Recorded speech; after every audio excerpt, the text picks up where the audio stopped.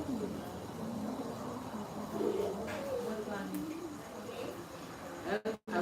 was learning on our in the school to be refreshed there, and I put some of their books that they were reading about the missionaries. Porque todo que tiene bola me les manda. Uy, no me ya.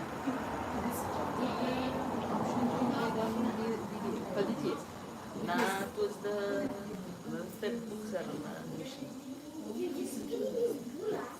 Can you read the shit?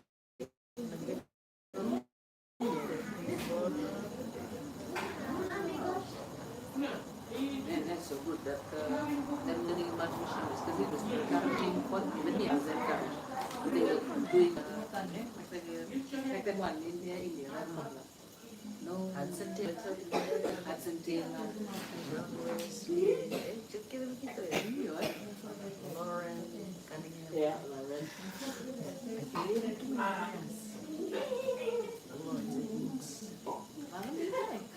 Hindi kita bertahan.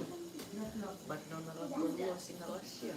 Kung di kayo di gituan ni books. I don't know. Listen. Lo singalos. Oh, yung lo singa. She came back, she brought from easy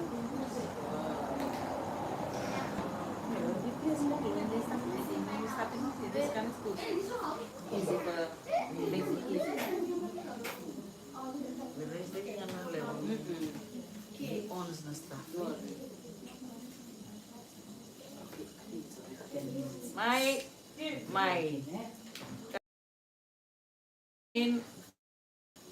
come on, jump on.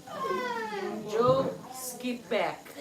Skip to Tima, to come Joe. Tima, are you awake? Hey, where you? Emily brother.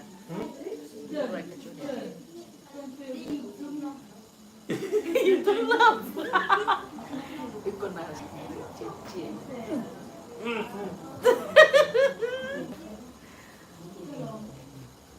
Sergi.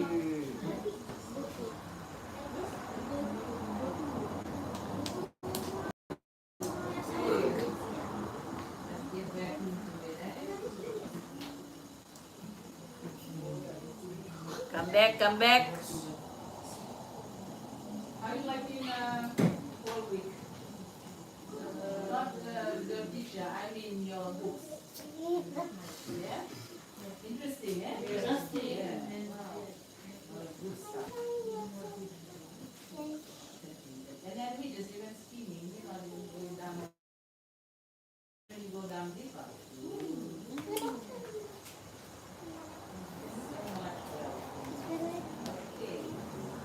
Buna, sit there. Keep still, yes. Now listen to the word of God. Hey, brother, come sit here. Sit inside. Listen to the word of God. Listen.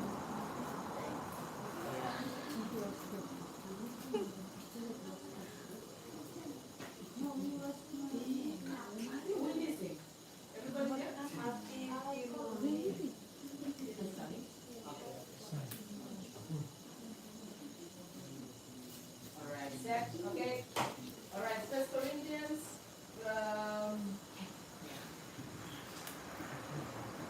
Again, actually, it's Bible.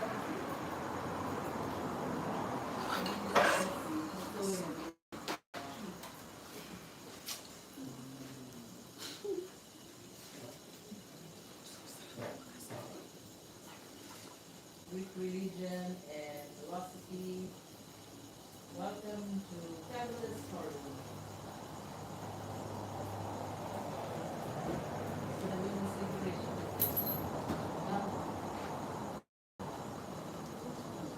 Okay, but if you need something for the family, you can buy it. There's also that question, you see these guys are fighting? Yeah, because someone saying Paul is better, Paul is better. See this is bigger? This is better. What did Paul say to that?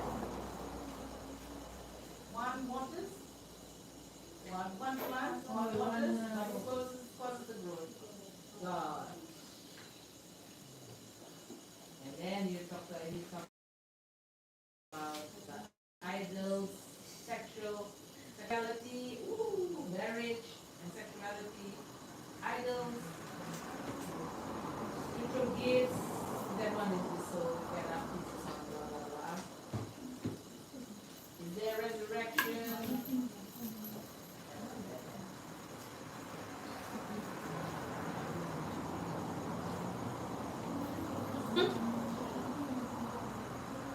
So these letters were written, yeah.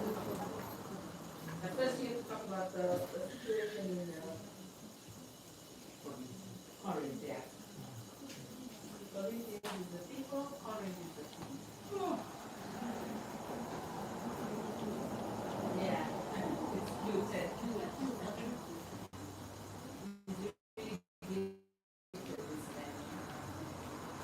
And then you have this deal. Don't forget that.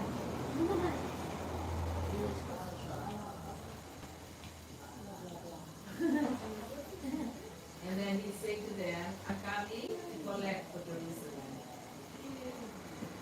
That's for the people. Yeah.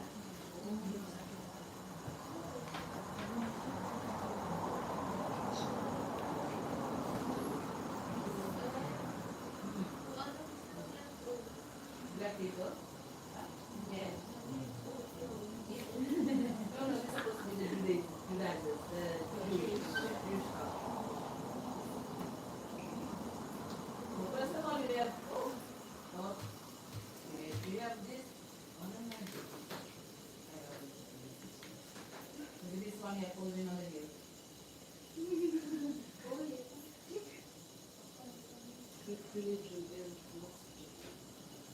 So you have those people, there's like body in the background, there's like 12 temples in Corinth alone.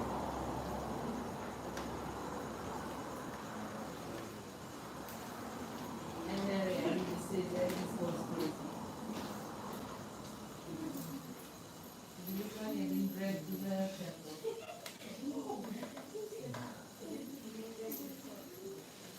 People fighting, and that one is just confused with a question mark. And this one is eating meat, and this one is saying kill. Yeah. We talked about it today, yeah?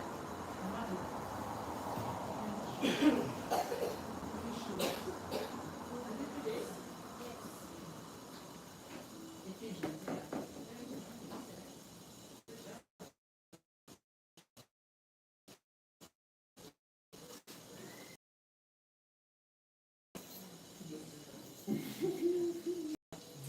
Right, so this guy is gonna talk about Corinth.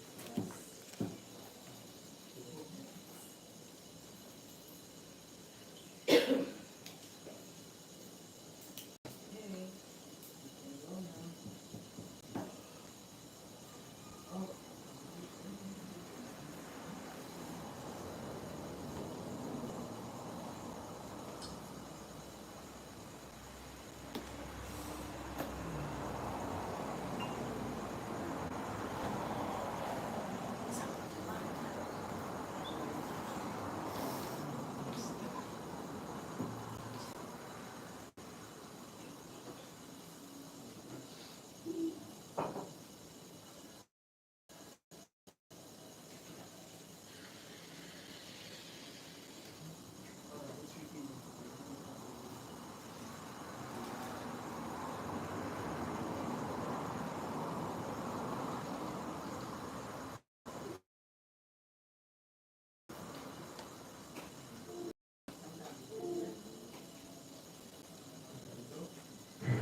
Corinth's rivalry with the city-state of Athens lasted for hundreds of years.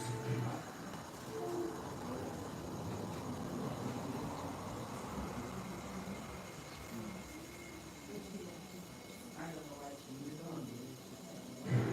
Corinth's rivalry with the city-state of Athens lasted for hundreds of years. During the period of the Achaean League, 3rd and 2nd centuries BC, Corinth was the largest. now it's not looking rivalry with the city.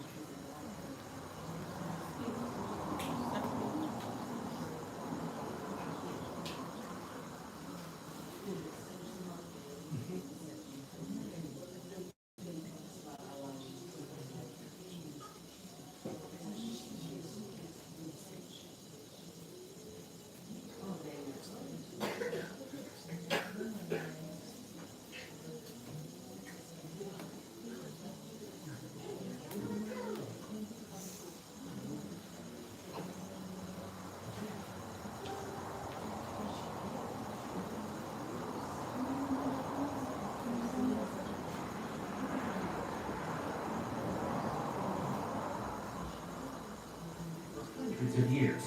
During the period of the Achaean League in the 3rd and 2nd centuries BC, Corinth was the largest city and eventually made the capital. However, in 146 BC, the Romans destroyed Corinth and it was mostly abandoned. About 100 years later, in 44 BC, Julius Caesar refounded Corinth. As a Roman colony, the city was soon filled with freedmen, Roman army veterans, locals, and transplants from elsewhere. The character of the new city was changed into one that was very Roman. Then, in 27 BC, Augustus made Corinth the capital of the Achaia province. Roman Corinth was located on an isthmus with 2 harbors, making it one of the hubs of the Roman world. The harbor of Cenchreae on the east led to the Aegean Sea, and the harbor of Lechium on the west led to the Adriatic. A paved road called the Diolkos connected the 2 harbors, which allowed the movement of goods, animals, people, and small boats nearly 4 miles across the isthmus. As a major transit hub, commerce thrived and the government collected plenty of taxes. About 15 or so years ago, I visited Corinth when doing a series on ancient Greece, and I learned the story of the Great Corinth Canal. In short, the idea to build 4 miles of canal through this strategic land goes all the way back to 602 BC, when Periandros, the tyrant of Corinth, wanted to accomplish the feat. He was scared out of the project, however, by a soothsayer who allegedly told him that building a canal through the isthmus would incur the rage of the gods. Thereafter, different leaders from different empires made several different failed attempts. As you can see, you gotta cut through a lot of rock. It wasn't until 1893, and the invention of dynamite, that the Corinth Canal was finally opened. In 1858, Corinth was destroyed by a major earthquake. As a result, the modern city of Corinth was rebuilt about 3 miles northeast of here. This allowed archaeologists to start significant explorations in the ancient city. Excavations have now uncovered much of Roman period Corinth, including an agora, a forum, a city council building, gymnasiums, baths, a 14,000-seat theater, and multiple temples to mythological gods. This was the Corinth that Paul visited when he came here in 50 AD. It was the capital of Achaia province and the seat of Roman power in the region, being controlled by a proconsul. Corinth was probably the 5th largest city in the Roman Empire, behind Rome, Alexandria, Ephesus, and Antioch. And since it was a hub of travel and commerce with a population of over 200,000 people, it was yet another location for the gospel to have far-reaching impact. Let's return to the book of Acts. Paul left Athens and went to Corinth. There he met a Jew named Aquila, a native of Pontus, who had recently come from Italy with his wife Priscilla, because Claudius had ordered all Jews to leave Rome. Paul went to see them, and because he was a tent maker as they were, he stayed and worked with them. Every Sabbath he reasoned in the synagogue, trying to persuade Jews and Greeks. Acts 18, 1 through 4. Luke tells us that after Paul arrived in Corinth, he soon met Priscilla and Aquila, fellow tent makers who had been deported from Rome by Emperor Claudius. According to 1st century records, Claudius tried to rid Rome of Judeans and Christians in about 49 AD. Now, Paul and his new friends may have sold their tents right here, at this location, in what would have been shops at the western side of the Forum. Paul also followed his normal custom of going to the synagogue to preach the gospel.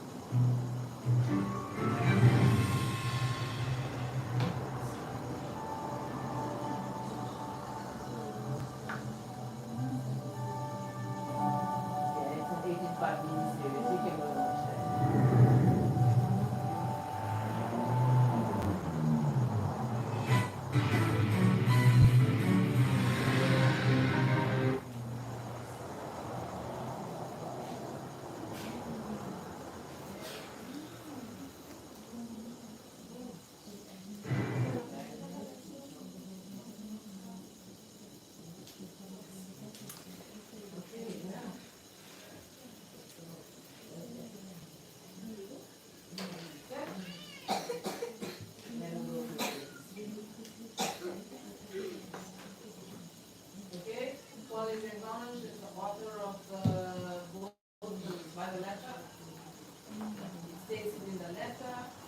in Corinthians 1, 1 Corinthians 1, 1 to 2, and then in 16 to 1.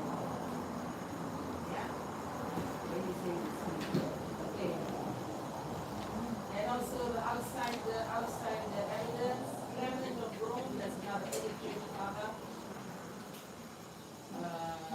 When we talk about early church fathers, we mean between the New Testament, like maybe 100 plus years, there's still a story happening there. So you hear people like Martin Luther, this guy, Augustine, yeah, you can study that. If you interested in early church history, you can, 100 years after the New Testament was written, go and, yeah.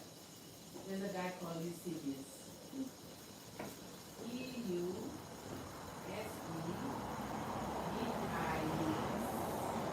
He's a historian. You can find those kind of books online. Okay. So all New Testament interpreters, they say yes. This is about Paul.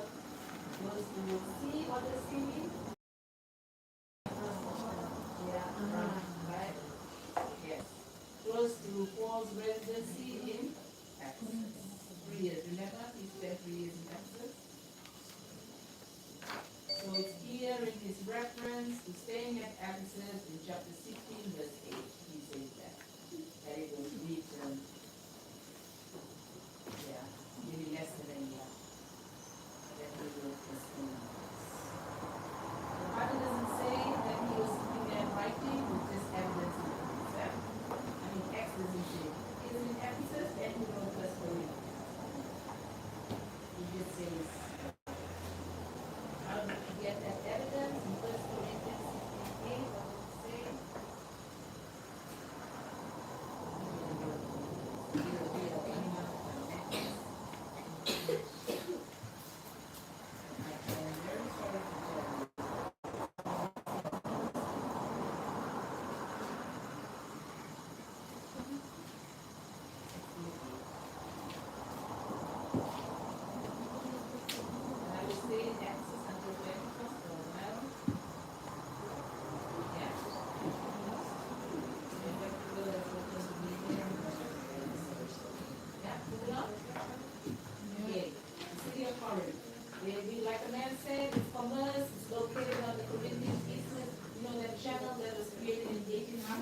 Well, before that, there was no channel. This is the rule. So what they would do, you go around, you are likely to meet songs. So the boats, they would go to the thing and they would roll the boat onto the wood and drag it across the isthmus to the Aegean Sea. So they skip the rock seas and would go across the wood. That's how they do that. So it was famous. It's a port city, yeah? But the isthmus is like, it just stands for a little land. Yeah? So when the dynamite, if you go around, when they invented the dynamite, then they were able to break through the land.